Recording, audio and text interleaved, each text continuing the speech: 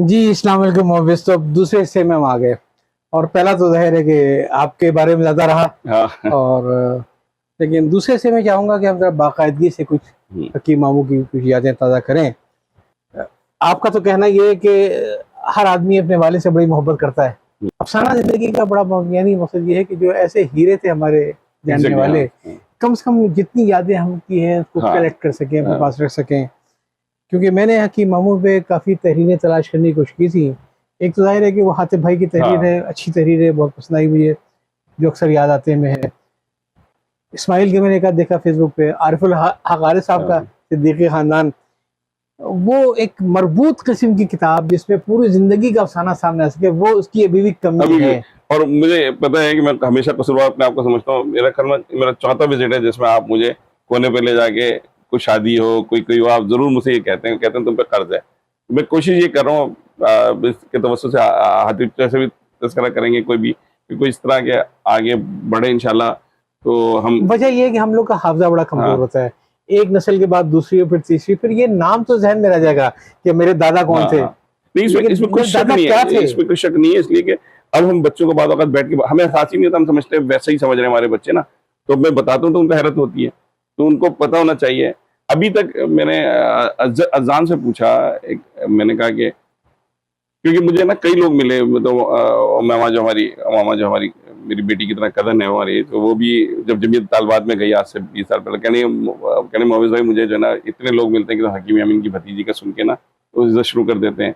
फिर कई किस्से ऐसे हमारी बहनों के साथ, भाभियों के साथ भी किस्से हैं। अब जब अज़ाम आए तो ये फैक्ट है कि हाँ, कराची में अगर किसी इतना लंबा चौड़ा तारुफ अगर कराए, हाँ, तो ये कह देना काफी है कि मैं हकीम यामीन सिद्दीकी का भांजा हूँ, हाँ। तो वो खुद ही तो ब्रैकेट कर लेता वो है वो। ब्रैकेट कर लेते हैं। तो अद्दाम से मैंने पूछा, अद्दाम कहना हाँ, एक जगह मिले थे, मतलब एक साहब के घर के उनके अब्बा को पता चला तो वो अंदर आ गए और बड़ी शिकायतें की कि तुम्हारी पूरी फैमिली अमेरिका चली गई, ये वो। तो लेकिन वो लोगों को ना, वो अब ये कनेक्टिविटी लोगों को अंदाजा नहीं है, वरना पहले मुझे मालूम है कि अब जैसे सौदे ने बताया एक दफा कि वो जब 73 में इंडिया गए, 1973 में, अब्बा वहां से 50 में शायद हिजरत करके आए थे। अच्छा, 50 में हकीम मामू पाकिस्तान आ चुके थे मेरा हिजरत अपने ख्याल करके। मुझे सही हाँ 50 में आ गए थे। हाँ। हाँ। तो वो भी जो जफर चचा हमारे बताते थे कि जब अब्बा गांव छोड़ के आ रहे थे तो लोग आगे लेट गए थे, आने नहीं दे रहे थे। लेकिन उनके साथ किसी कोई हिंदू वाला एक वाकया उनके भाई के साथ हो गया था, जफर चचा के साथ।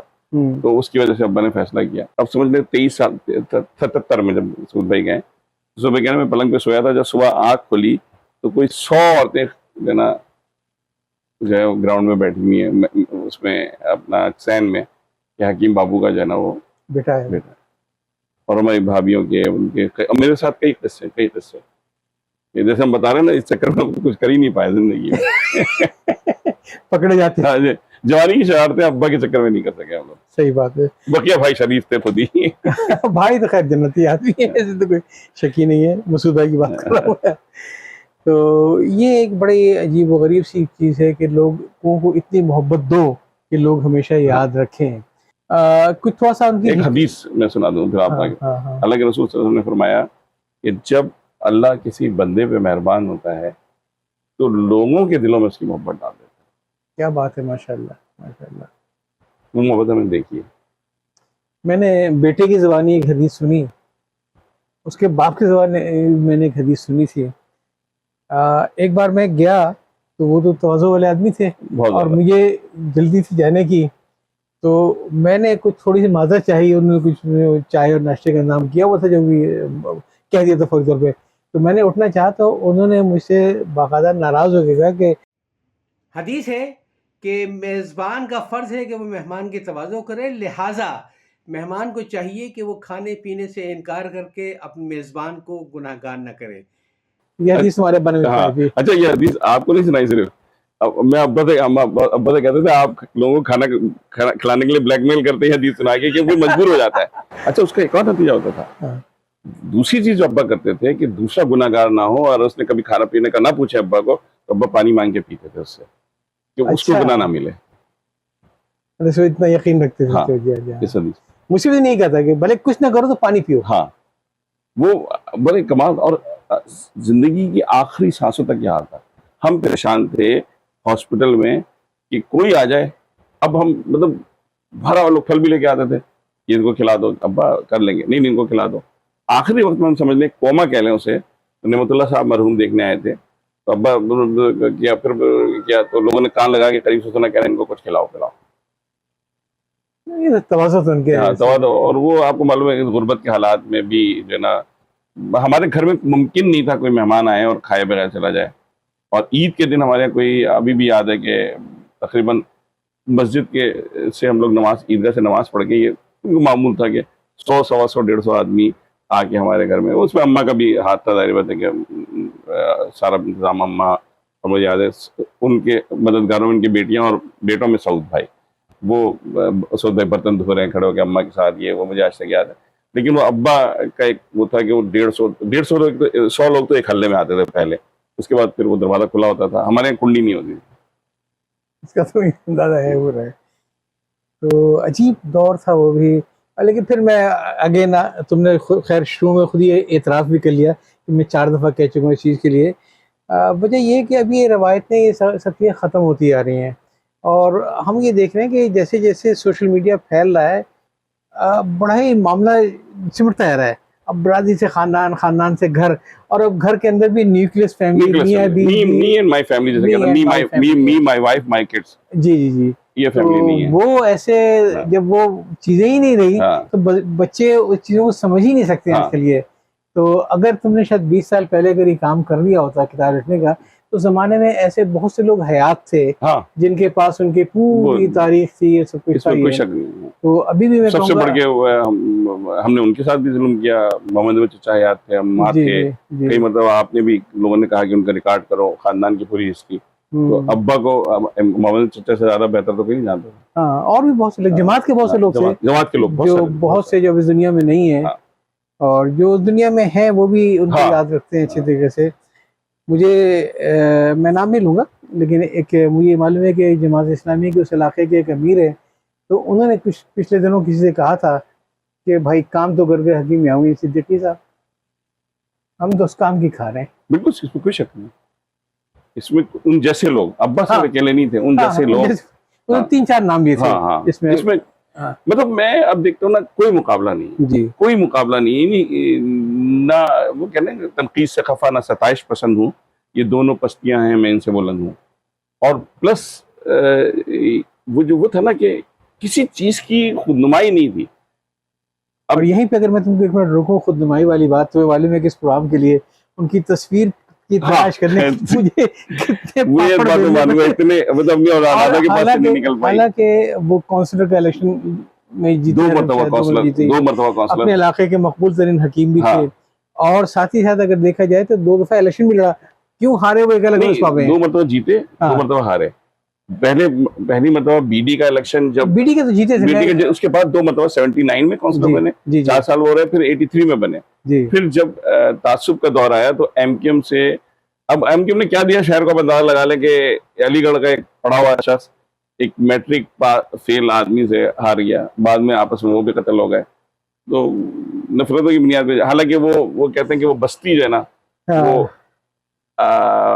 और लोग तो थी जाफरी साहब वगैरह, लेकिन अब्बा ने बसाई वो सादा बात। मैं सिर्फ तुम्हारे जुमले को मैंने पकड़ा है अभी कि खुदनुमाई का कोई शौक नहीं था। इस तस्वीर की तलाश में मैंने पता नहीं किस किस से रब्ता नहीं किया, और बड़ा इंटरेस्टिंग था जो मुझे न्यूयॉर्क से मिला, तो समझ आओ किसने कहा कि मैंने बाकायदा फोन किया कि यार मुझे उनकी कोई तस्वीर भिजवा दो, तो जवाब ये था कि उनकी औलाद के पास उनकी तस्वीर समझ गया। तो खैर, तो एक वो अंदाज था कि जब आदमी सब चीजों की परवाह नहीं करता। अब जो मजाक चाहिए हुआ मैं इसमें नहीं आऊंगा, फिर हम कहीं की कहीं उसमें कहीं हैं, हम भी मेरी और आपकी कई बहस हो चुकी है उस पे। तो आज तरक्की मामू के ऊपर ये उन्होंने तिब की तालीम कहाँ से हासिल की?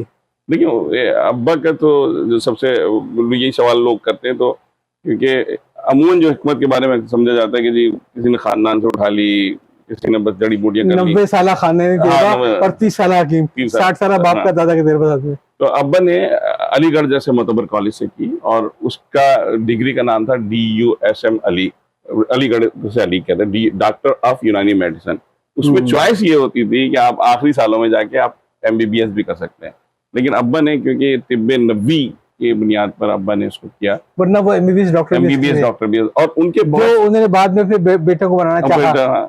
लेकिन खुद नहीं मरे थे वो, खुद नहीं मरे थे, तिब्बी नबी की तिब्बी नबी की। और दूसरे ये कि उसमें ना, उसमें भी लोग डॉक्टर लिखते थे उनके नाम, मतलब बहुत से लोगों ने अपने आप को डॉक्टर लिखा है, और गलत नहीं लिखा, इसलिए कि डिग्री थी डॉक्टर ऑफ यूनानी मेडिसिन। लिखने वाले तो होम्योपैथिक डॉक्टर भी अपने हाँ, को डॉक्टर होमियो लिखते कभी। वो एक बहुत ही प्रेस्टीज कॉलेज से। और फिर उसकी रिवायत को जिंदा करते हुए अब्बा के जानशीन जो है वो ठहरे। हालांकि इब्राहिम को सबसे ज्यादा अलग समझा जाता था कि सियासत में भी नहीं, तो अब्बा की सियासी पोजीशन भी इब्राहिम ने ली और हिकमत भी इब्राहिम ने ली। तो इब्राहिम ने जो है वो हकीम सादत इब्राहिम ने तिबिया कॉलेज जो उनका हकीम सईद का है उससे कोर्स किया माशाल्लाह, और अल्लाह ताला उनके हाथ में भी शिफा दी। अब्बा के हाथ की जो शिफा की थी, तो लोग कहते हैं कि अब्बा की शक्ल में शिफा थी, क्योंकि बहुत से लोग अब्बा से दवा लेके कहते हैं हम इस्तेमाल भी ना करें तो ठीक हो जाए। मेरा ख्याल है एक वो नियत, वो बरकत। अच्छा, एक ही और भी बड़ी हैरत अंगेज है कि मामू एक अच्छे हकीम ही नहीं थे, बल्कि वो बहुत अच्छे माहिर नफ्सियात भी थे। जी जी, वो बहुत अच्छे क़याफ़ा शनास भी थे। हाँ। और मैं आपको बहुत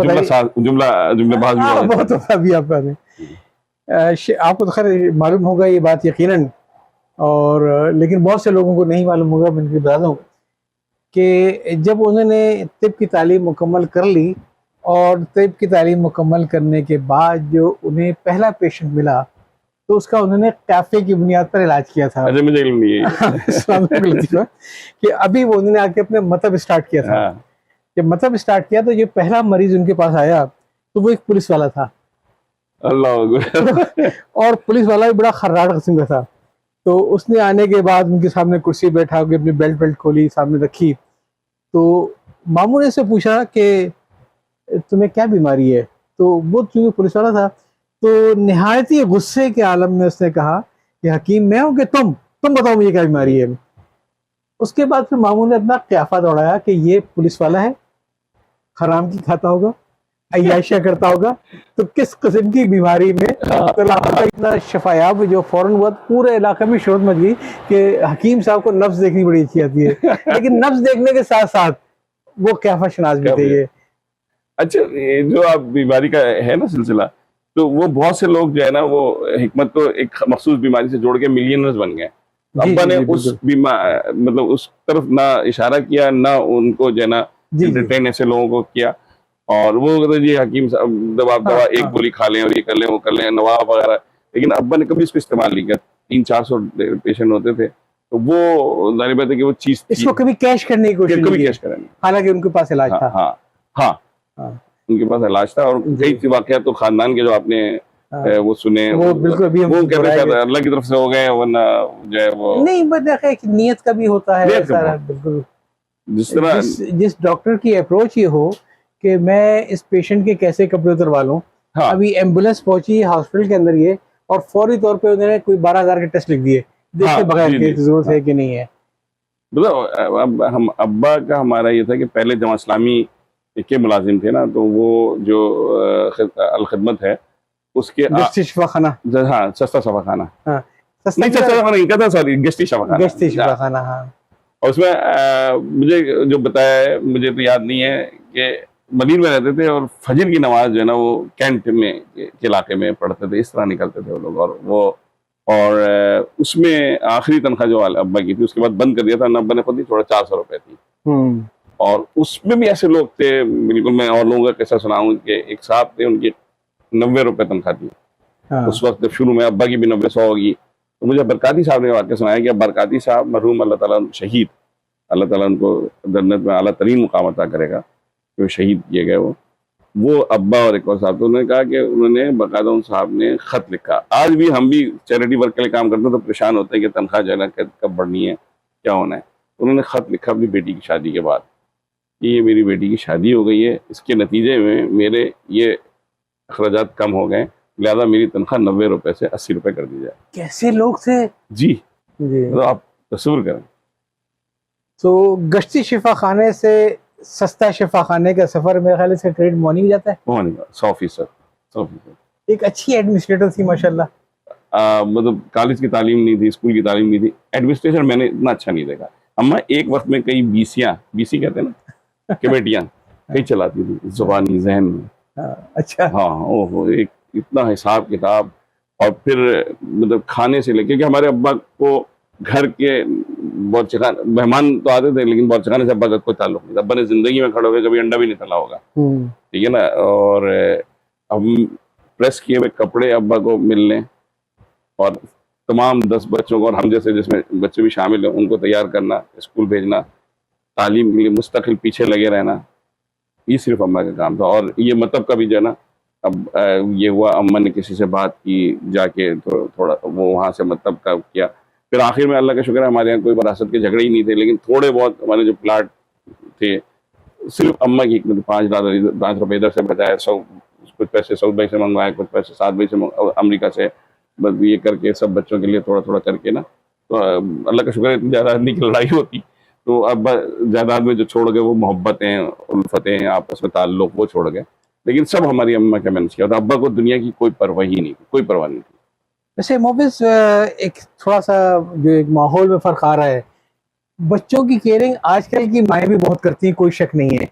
पेरेंटिंग के कोर्स करना, सेमिनार करना, ऑनलाइन करना, लेकिन वो जो अनपढ़ माएँ जिस तरीके से एक सोने का निवाला खा के और शेर नजर रखती थी बच्चों के ऊपर, ये वो तो कमाल था। मैं कहता हूँ कि वो उससे बढ़ के कोई चीज नहीं हो सकती, क्योंकि वो उन्होंने कोई कॉलेज यूनिवर्सिटी वो नहीं देखा, लेकिन उनको सेंस था कि इनको भी बनाना है, और बिना बेइंतहा खुददारी हम। और देखना सब सब लोगों को देखें, आप अपने खानदान में भी देखें, जो जिन्होंने पढ़ा वो भी, और जिन्होंने नहीं भी पढ़ा, उस पर ताल्लुक उससे नहीं होता है अपना कि आपकी तरबियत किस तरह हुई। अम्मा की और बहनें पढ़ी, अम्मा के वालिद जो है वो एडवोकेट थे इंडिया में, और बड़े वेल ऑफ फैमिली पर हमारे ननिहाल पूरा माशाल्लाह बहुत ही बेहतरीन।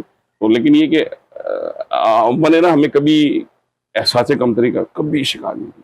यानी हम 80 गज के घर में रहते थे, फिर हमारे जितने मामू और वो अल्लाह ताला ने बहुत अच्छे लोग हैं माशाल्लाह, और खालू वगैरह चीफ सेक्रेटरी रहे सरदार साहब, फिर हमारे दूसरे खालू जो है ना अपना अहमद खालू जो है वो बड़े अच्छी पोस्ट पे थे, फिर वसीम खालू तो वो बड़ी पोस्ट पे थे। लेकिन हमें कभी फर्क नहीं आने दिया, माने कि हम कभी एहसास कमतरी का में शिकार हों, और उनके साथ वो लोग, उन्होंने भी अच्छाई थी, लेकिन अम्मा ने हमारी जो तरबियत की थी, हम एक लम्हे का एहसास नहीं हुआ कि वो कितने बेहतर है माली तौर पे, उबैद मामू वगैरह ये लोग, सलीम मामू वगैरह। लेकिन हम दूसरी तरफ जो ना ये, और लोगों की भी मोहब्बत थी बहुत ज़्यादा।